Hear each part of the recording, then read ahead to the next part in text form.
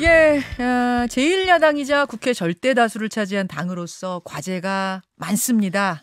민주당, 이제 민주당 지도부가 어떤 방향으로 당을 이끌어갈지 궁금한데요. 직접 얘기를 좀 들어보죠. 어제 최고위원회에 당선된 민주당 박찬대 최고위원 연결이 돼 있습니다. 아, 박찬대 최고위원님 안녕하세요. 예, 안녕하세요. 박찬대입니다. 축하드립니다. 예, 감사합니다. 사실은 3, 4, 5위는 좀 순위가 오르락 내리락 부침이 있었잖아요. 예, 전당대회 기대 그랬습니다. 중에. 네. 그래서 더더욱 어제 3위로 선출된 거 많이 기쁘셨을 것 같은데 소감이 어떠십니까? 예. 뭐, 정치판에서 이런 표현이 적절할지는 모르겠는데, 그 지지자들의 그 사랑을 엄청 느낀 것 같아요. 사랑을. 예. 제가 3위로 당선이 어저께 됐지만, 그저께 예. 서울 경기에서 5등에서 3등으로 올라올 때, 그때 지지했던 많은 사람들이 우셨거든요. 아, 눈물 저도 흘리셨다고요? 가슴이 뭉클했고. 예, 너무 많이 우셔가지고. 그러니까 박찬대는 지지하는데 권리당원 자격을 갖지 못했던 그 아주 많은 젊은 지지자들이 예. 굉장히 간절하게 원하다가 그저께 3위로 올라서는 순간에 너무나 많은 사람들이 막 우셔가지고 저도 가슴이 뭉클하고 그랬습니다. 굉장히 진짜 그냥 처음부터 쭉 앞서 나간 것보다 더 기쁜 승리실 것 같아요. 더 뭉클한. 예, 사실 조마조마했었습니다. 그렇죠. 네, 자, 네. 이번 전당대회를 통해서 엿볼 수 있는 당원들의 뜻은 뭐라고 생각하세요? 대한민국의 위기인 것은 모든 국민들이 느끼고 있고요. 그럼에도 불구하고 민주당이 신뢰를 받지 못하고 있기 때문에 지지율로 사실은 나타나지 않고 있거든요. 민주당의 위기를 극복할 수 있는 유일한 대안은 이재명밖에 없다라고 하는 것이 사실은 많은 반대 의견에도 불구하고 증명된 순간 아닌가. 민주당의 위기를 해결할 사람은 이재명밖에 없다는 것을 증명하는 전당대회였다. 예, 그렇습니다. 사실 이재명이 전당대회에 나올 때만 해도 예. 많은 다수가 이재명을 반대하는 것처럼 보였잖아요. 예. 이재명 나오지 마라. 예. 그러다가 우리 안 나갈 테니까 나오지 마라. 젊은 세대로 바꿀 테니까 나오지 마라. 예. 집단 지도체제로 바꾸자. 공천권 내려놔라. 왜 참여율이 왜 이렇게 낮냐. 뭐 이렇게 여러 가지 사실 그 이재명에 대한 저항과 반대가 많이 있었는데 예. 실질적으로 77.77%라고 하는 정말 압도적인 최고의 기록으로 지지를 받았다라고 하는 것은 이재명이 결국 위기에 빠진 민주당 그리고 대한민국에 대안을 제시할 수 있는 민주당의 당대표 자격이 충분하다. 그런 기대를 담았다라고 생각합니다. 그 최종 득표율 77.77%요. 네. 요건 우연이긴 한데 막 내부에서는 그래도 또 막 얘기가 좀 있을 것 같아요. 그러게 예 그렇습니다. 아니 이게 보통 7자 그러면 기분 좋은 숫자인데 저도 저기 예비 후보 때는 7번이었거든요. 7자를 받았다는 거 하나만으로도 기분이 좋은데 77.77%예요. 그래서 이거 그냥 기분이 좋은 숫자인 것 같습니다. 그래요. 그래요. 근데 이제 투표율이 종전보다 낮았던 건 사실이고 30%대. 그다음에 국민적인 관심도 높지는 않았어요. 그거는 사실이거든요. 그 점은 좀 아쉬우실 것 같아요. 국민적 관심도 부분에 대해서는 좀 아쉬움은 좀 있는데요. 실질적으로 투표율이 그렇게 낮았다라고 보기는 좀 어려운 것 같아요. 아, 그렇습니까?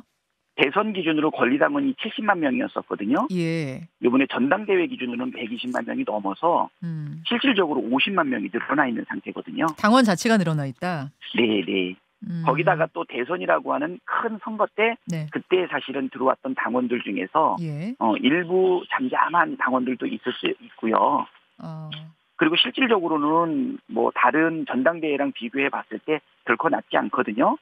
추미애 이해찬 당대표 때보다 투표율이 훨씬 높다 이렇게 볼 수 있습니다. 그래서 아까 그 이재명에 대한 이야기를 쭉 나누면서 맨 마지막에 참여율이 낮아서 소외받는 전당대회 아니냐라고 하면서 우리의 새로운 당대표와 지도부를 뽑아내는 이 축제의 판 자체가 혹시 또 내부의 비난으로 이렇게 있는 것 아닌가 하는데 사실상은 그렇지 않다. 저는 이렇게 말씀드리고 싶습니다. 그 호남 호남의 투표율이 낮았던 것도 지금 계속 얘기가 되잖아요. 왜냐하면 지난 뭐 대선, 지선 때도 좀 낮았기 때문에 네. 왜 호남, 확실한 지지 기반인 호남에서 이렇게 투표율이 낮을까에 대해 여러 가지 해석이 나오는데 박찬대 최고위원님은 어떻게 느끼세요? 일단 저번 지방선거 때 호남의 투표율, 특히 광주의 투표율이 낮은 부분에 대해 가지고는 예. 많은 논란들이 있었는데요. 예.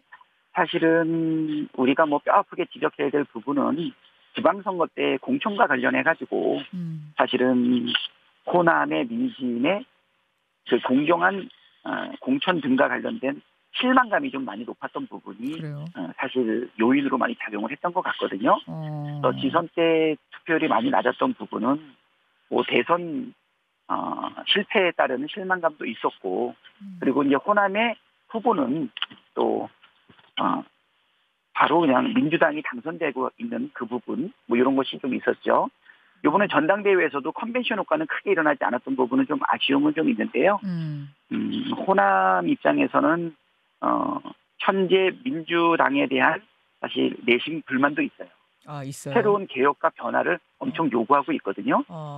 예, 호남의 우리 현역 의원들이 대부분 초선이신데도 불구하고 예. 그분들에 대한 혁신, 변화 이런 것을 상당히 요구하고 있다. 이번에 이제 전당대회 전국 투어를 하게 되면서 느꼈던 부분입니다. 호남을 우리가 기대에 만족시키는 유능한 혁신으로 이끌지 않으면 호남의 지지를 유지할 수 있겠나 이런 위기감도 사실은 있습니다. 대신 또 한편으로 호남은 또 이재명에 의한 혁신에 대한 기대도 굉장히 높아요. 혁신의 요구라고 받아들이신다 이런 말씀. 네.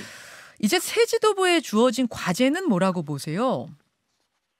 이제 첫 번째는 지금 IMF에 버금가거나 뛰어넘는 경제 위기가 예상될 수 있는데 민생과 관련된 대책도 전혀 나오지 않고 또 우리 무역이 차지하고 있는 경제의 비중도 굉장히 높은데 어설픈 사실은 외교 행태를 지금 현 정부가 보이고 있지 않습니까? 예.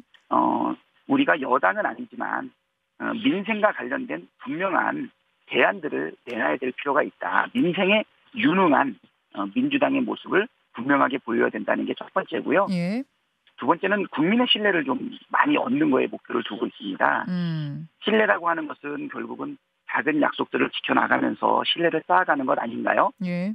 우리가 여당일 때 국민의 기대에 미치지 못했던 부분이 있거나 또 대선 기간에 제시했던 공약 부분들에 대해 가지고는 하나하나 약속을 지켜나가면서 신뢰를 얻어야 된다. 그리고 세 번째로는 지금 당내 민주주의에 대한 요구가 굉장히 높아요. 당내 민주주의? 네. 아까 말씀드렸듯이 그 민심과 당심 그리고 당원의 마음과 여의도 국회의원들의 마음 사이에 간극이 있다는 것은 우리가 많이 인식하고 있었지만 그 문제점에 대해 가지고 예. 구체적으로 대안을 요구하고 예. 그다음에 그거에 대해서 대책을 마련해야 된다라고 하는 필요성이 지금처럼 높게 제기된 적이 없거든요. 당심과 여의도 여심이라고 표현하더라고요. 여의도 의원들 마음. 그러니까 당심과 여심 사이에 균열이 있다 이런 말씀이세요. 그거는 새롭게 만들어진 균열이라기보다는요. 예. 당원들의 마음과 여의도 예. 국회의원들의 마음 사이에는 어느 정도 격차가 있었는데요. 예. 그동안은 그것을 문제로 인식하는 데 있어서 조금 인식이 적었다는 것이죠. 그리고 당원들도 그거를 관철할 만한 자기네 뜻을 전달할 만한 능력도 부족하다고 생각을 했는데 네. 지금은 우리 당원들의 숫자도 굉장히 높아지고 그리고 집단 지성의 움직임도 굉장히 높아졌기 때문에 이제 당원들의 요구사항이 여의도 국회의원들한테 수용되지 않는 부분에 대해 가지고는 보다 강력하게 주장하게 되었고요. 그리고 여의도의 국회의원들도 그 부분에 대해 가지고 불편함도 있지만 더 이상 이것을 거부할 수 없다. 이것을 받아들여 나가고 네. 당원의 마음과 국회의원들의 마음을 일치시켜 나가는 것이 민주당이 결국은 다수가 되고 전국 정당이 되고 이기는 정당이 되기 위한 기본 전제 조건이다. 이런 인식들이 지금 높아져 가고 있습니다. 자, 그 마지막으로 지금 과제에 제시하신 그 부분 말인데요. 사실은 네네. 당원 개정 이야기가 전당대회 중에 있었잖아요. 그중에 이제 14조 1항을 신설하는 문제. 그게 뭐였냐면 전당원 투표를 당의 최고 의결기구로 하자는 그 부분. 그 이야기가 논의가 됐고 이게 표결에 붙여졌습니다만 일단 부결된 상태인데 그럼 네네. 이걸 다시 추진해야 된다고 보세요? 그거는 저는 필요하다고 봅니다. 근데 저번에 부결됐던 내용은 사실 충분한 수기 과정이 없었어요. 전략기획위원장하고 말씀을 나눠봤는데 이것이 좀 급작스럽게 나왔던 계기는 뭐냐 했더니 새로운 지도부가 들어서기 전에 당원의 그 요구사항, 아까 말했듯이 당원들이 생각하는 부분이 왜 여의도에 온전히 전달되지 않느냐. 현역 국회의원을 중심으로 그것도 주류나 다선 국회의원을 중심으로 이루어지고 있는 생각들이 마치 민주당 전체의 생각과 동일하다고 생각하는 부분에 대해서 이견을 가지고 있는 당원들의 목소리 어떻게 반영할 것이냐라고 하는 부분에 대한 사실은 필요성을 느꼈기 때문에 급하게 제안을 했는데 수기 과정이 부족했고 또 프로세스 자체가 사실 좀 서둘렀다라고 하는 부분이 인정이 된 것 같고요. 그럼 박 의원님 이거를 언제 다시 좀 이거를 표결에 붙여서 만드실 생각이세요? 언제 해야 된다고 생각하세요? 좀 서둘러야 된다고 생각하세요? 아주 서둘러서 할 내용이라기보다는 이제 모두가 인식을 하고 있기 때문에 이 부분에 대한 사실 수기 과정을 거쳐야 될 것 같아요. 왜냐하면 최고 의결 기구로서의 위치 매김을 하는 것이다 보니까 우리 국회의원들의 이야기도 들어야 될 거고 원로들의 얘기도 들어야 될 거고요.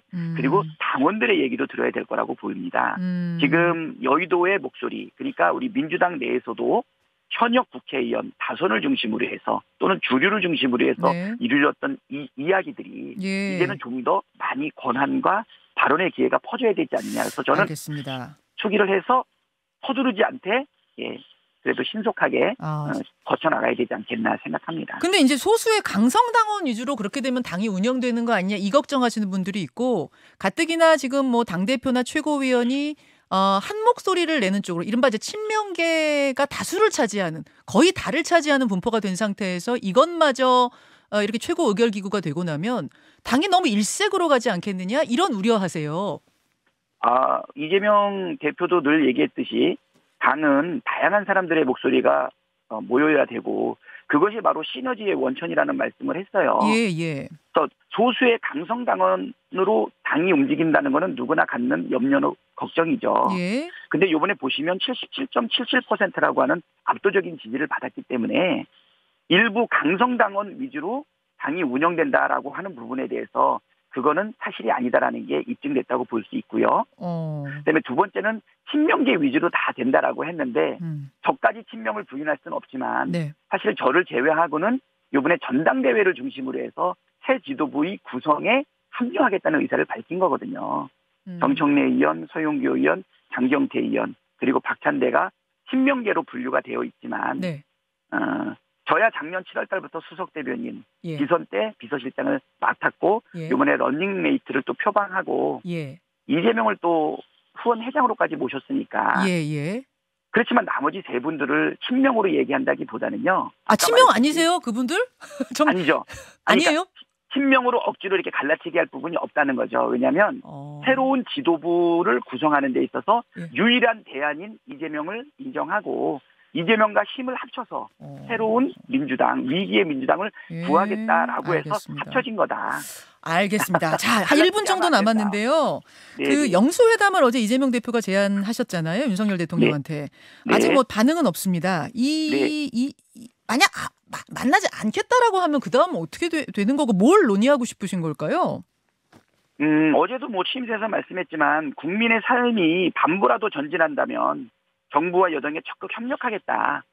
그래서 영수회담을 제안했다 이렇게 하지 않습니까? 정치적인 행위라고 생각하기 이전에 야당도 국민의 삶, 민생, 경제에 대해서 책임 있는 주체다. 그렇기 때문에 협조할 거는 협조하겠다. 예를 들어서 지금 정부 여당 윤석열 정부가 지금 이 위기의 민생과 관련해서 사실 뾰족한 대안을 어떤 거 하나도 내놓지 못하지 않았습니까? 그렇기 때문에 우리가 너희가 열심히 하려고 하면 정부가 열심히 하려고 하면 최선을 다해서 도울 의사가 충분히 있다라고 하는 것을 표명했다. 이렇게 말씀드릴 수 있습니다. 받으실까요? 윤석열 대통령이? 국민을 생각한다면 받으셔야 되지 않을까 싶습니다. 알겠습니다. 여기까지 오늘 말씀 듣죠. 다시 한번 축하드립니다. 예, 감사합니다. 민주당의 신임 최고위원 박찬대 최고위원이었습니다. 김현정의 뉴스쇼는 시청자 여러분의 참여를 기다립니다. 구독과 좋아요, 댓글 잊지 않으셨죠? 알림 설정을 해두시면 평일 아침 7시 20분 실시간 라이브도 참여하실 수 있습니다.